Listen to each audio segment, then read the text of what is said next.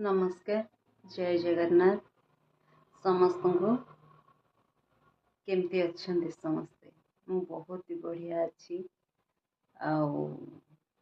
आपण माने भी भलरे थांतु। तो समय 9टा राति मुझे भिडियो रे कही कि आमर यज्ञ चली तो जापारि नी कही भिजुआल आने कि पकेबी जापारि नी एबे जाइली दर्शन करके आसली सांग मान सहित।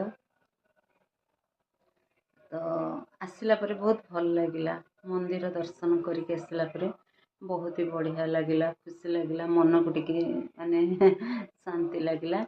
तो एमती कथा चलतु मंदिर फेरला परे किछि इच्छा हला आपन सहित कथा शेयर करने को। तो कथा हबा मु कहिछि आपनकर डाटा जाउछि तो निहाती किछि कथा आपन को कहबी तेणु टिके आपनकर डाटा जीव से।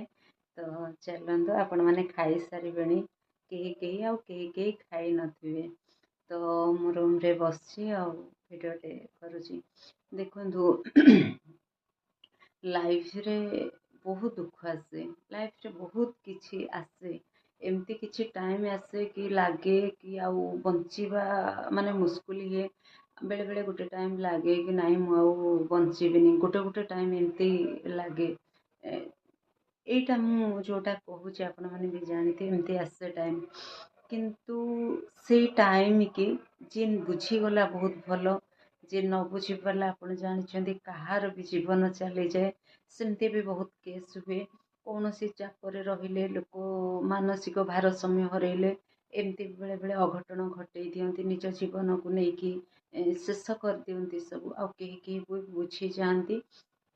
मु किंतु गोटे जिनस बुझी पारली आपन को केते ठीक लागबो मु जानिनी, किंतु जहाँ मते लागुची जहाँ मो फीलिंग्स रे मु कहूची।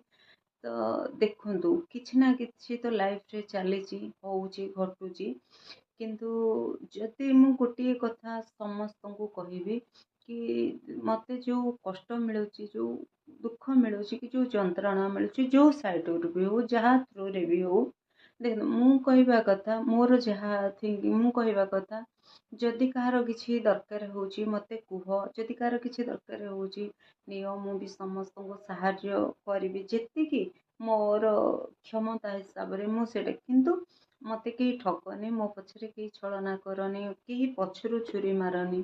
तो एटा होची देखंतु गोटे बणिया दुकान को जीवी मोर गोटे सुना जिनस ने कि मो सुना जिनसटा रिपेयर करबा पे, तो तार जहाँ फिक्स थिबो सी नबो 1000-1500 जहाँ नबो।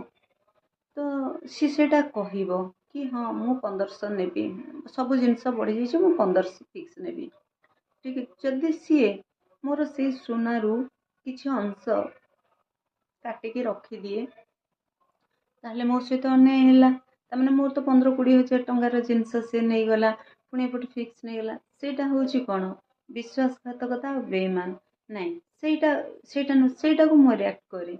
तो यार कथा देखंतु सेमती सब जिनस मते जो कष्टटा दुखटा मिलुची, तो मो कहबा कथा मु गोटे जिनस को बुझी गली मते जदि आज एते जंत्रणा मिली न थांता, एते कष्ट मिली न थांता, एते बदनाम मिली न थांता, ताहले मु तांको शरण को आसी न थांती, मु भगवान को शरण को आसी न थांती, मु किछि जानि पारि न थांती, किछि चिन्हि पारि न थांती, तांको पाद तळे मु लुह गडै न थांती, तांको पाखरे कांदी न थांती।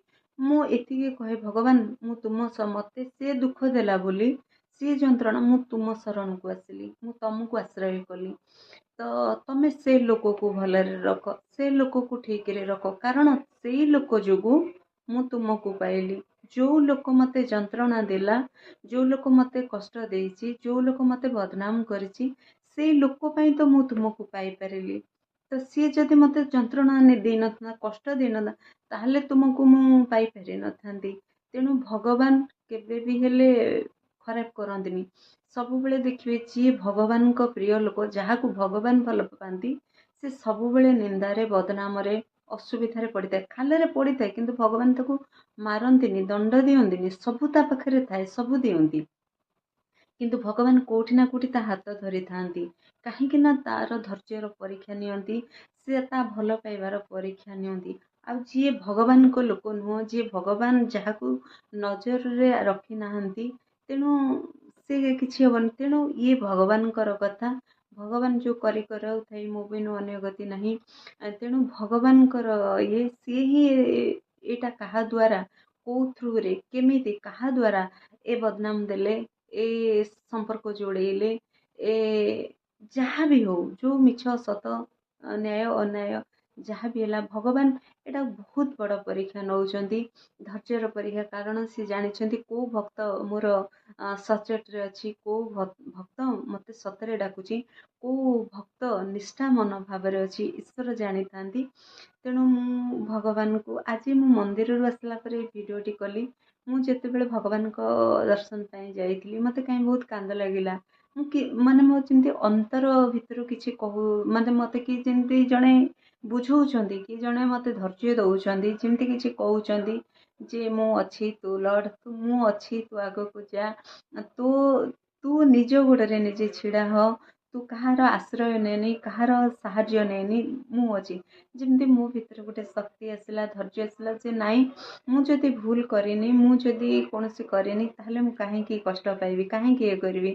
ତେଣୁ କୋଉଠି ନା କୋଉଠି ଦେଖନ୍ତୁ, ବେଳେବେଳେ କିଛି ମଣିଷ ନା ଧୈର୍ଯ୍ୟ ହରା ହେଇଯାଉଛନ୍ତି, ଆତ୍ମହତ୍ୟା କରିଦଉଛନ୍ତି, ଜୀବନକୁ ଶେଷ କରିଦଉଛନ୍ତି। କିନ୍ତୁ ମତେ ଭଗବାନ ବଞ୍ଚେଇକି ରଖିଛନ୍ତି, ମୁଁ ଧୈର୍ଯ୍ୟ ହରା ହେଇନି। ମତେ ମଣିଷ କଷ୍ଟ ଦେଇଛନ୍ତି, କିନ୍ତୁ ଈଶ୍ୱର ମୋ ସାଙ୍ଗରେ ରହିଛନ୍ତି।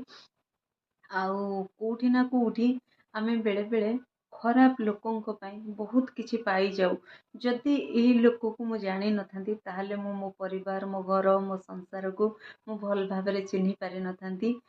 ଏତେ ଭାବନା, ଏତେ ରିଅଲାଇଜ୍ ମୋ ଭିତରେ ଆସିନଥାନ୍ତା ଯେ ସବୁବେଳେ ମୋତେ ସମସ୍ତେ ବୁଝାନ୍ତି, କୁହନ୍ତି ଏ ଜାଗାକୁ ଯିବୁନି, ସେଇ ଜାଗାକୁ ଯିବୁନି, ଏଇଟା କରିବୁନି, ସେଇଟା କରିବୁନି। ମୁଁ ସବୁବେଳେ ଭଲ କାମ କରିକି ନିନ୍ଦାର ପାତ୍ର ହେଇଯାଇଛି।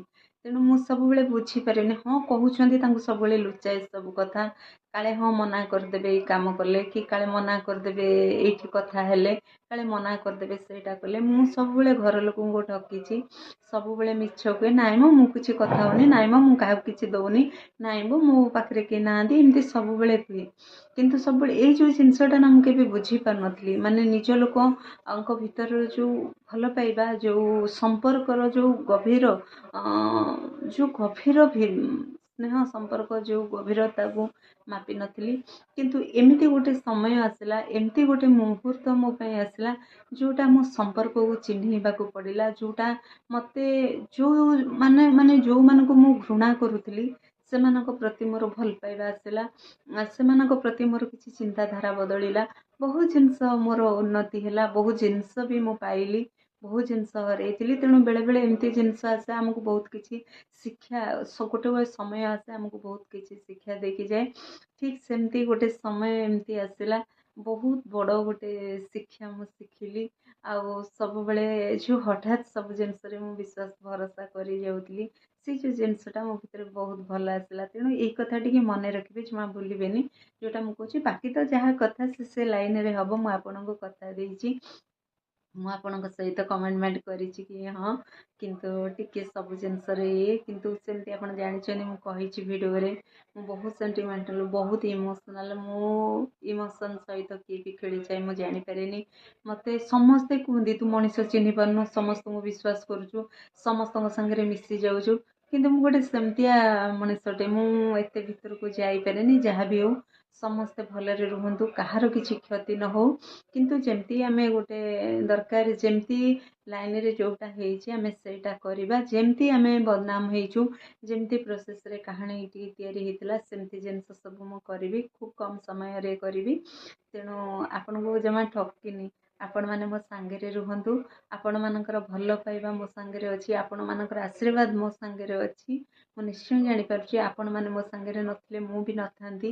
ତେଣୁ ଆପଣଙ୍କ ପାଇଁ ଆଉ ଗୋଟେ ବି ପ୍ଲସ୍ ପଏଣ୍ଟ, ଆପଣମାନଙ୍କ ପାଇଁ ମୋ ଧୈର୍ଯ୍ୟ ଅଛି। ମୁଁ କାହିଁକିନା ମୁଁ ଗୋଟେ ଭିଡ଼ିଓଟେ ବନଉଛି, ଆପଣମାନେ ଦେଖୁଛନ୍ତି ବୋଲି। ଆପଣମାନେ ଯଦି ନଥାନ୍ତି, ତାହେଲେ ମୁଁ କିଏ, ମୁଁ କେଉଁଠୁ ଏ ଭିଡ଼ିଓ ବନାନ୍ତି। ତେଣୁ ଆପଣମାନଙ୍କ ପାଇଁ ବି ଭିଡ଼ିଓ ବନଉଛି। ମୁଁ କହିଛି ବହୁତ ରାଗିଯାଏ, କିନ୍ତୁ ମୁଁ କୌଣସି ଅନ୍ୟାୟ ଅନୀତିକୁ ବରଦାସ୍ତ କରିପାରେନି। ମୋତେ ମୋତେ 10 ଦିନର ବାସି ପଖାଳ ପିଆଜ ଗୋଟେ ଥୋଇଦେବେ ନା, ମୁଁ ଭାରି ଶାନ୍ତିରେ ଖାଇଦେବି।